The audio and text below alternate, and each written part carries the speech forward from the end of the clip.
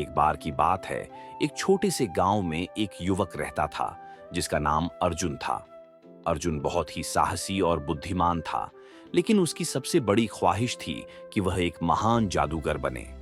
गांव के पास एक घना जंगल था, जिसके बारे में कहा जाता था कि वहां एक रहस्यमयी गुफा है, जहां एक प्राचीन जादूगर का खजाना छुपा हुआ है। यह खजाना कोई सोना चांदी नहीं, बल्कि एक जादुई किताब थी, जिसमें दुनिया के सबसे शक्तिशाली मंत्र लिखे हुए थे। एक दिन अर्जुन ने हिम्मत जुटाई और जंगल की ओर चल पड़ा।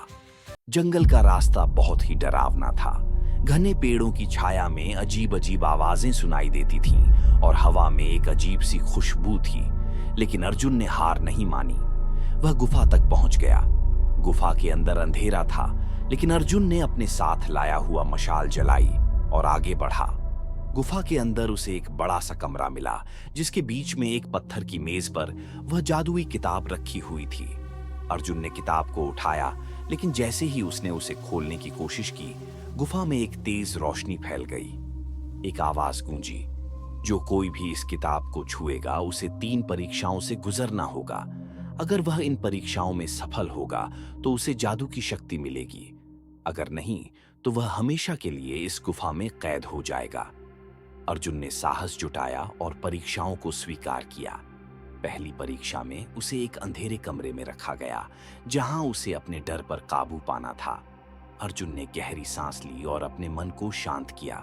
उसने महसूस किया कि डर केवल एक भ्रम है और वह उस पर विजय पा गया। दूसरी परीक्षा में उसे एक विशालकाय ड्रैगन का सामना करना पड़ा। ड्रैगन ने उस पर आग उगलनी शुरू कर दी, लेकिन अर्जुन ने अपनी बुद्धिमानी से ड्रैगन को शांत किया। उसने ड्रैगन से बात की और उसे समझाया कि वह उसका दुश्मन नहीं है। ड्रैगन ने उसकी बात मान ली और उसे आगे जाने दिया। तीसरी और आखिरी परीक्षा में अर्जुन को एक दर्पण के सामने खड़ा किया गया। दर्पण में उसे अपनी ही छवि दिखाई दी, लेकिन वह छवि उससे बोली, अगर तुम्हें जादू की शक्ति चाहिए तो तुम्हें अपने अहंकार को त्यागना होगा। अर्जुन ने महसूस किया कि उसका अहंकार ही उसकी सबसे बड़ी कमजोरी है। उसने अपने अहंकार को त्याग दिया और दर्पण की छवि मुस्कुराकर गायब हो गई। तीनों परीक्षाओं में सफल होने के बाद अर्जुन को जादुई किताब की शक्ति मिल गई। वह गुफा से बाहर आया और अपने गांव लौट गया।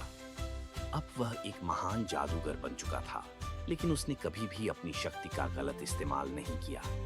उसने गांव वालों की मदद की और उन्हें खुशहाल बनाया। और इस तरह अर्जुन की कहानी एक महान जादूगर के रूप में इतिहास में दर्ज हो गई।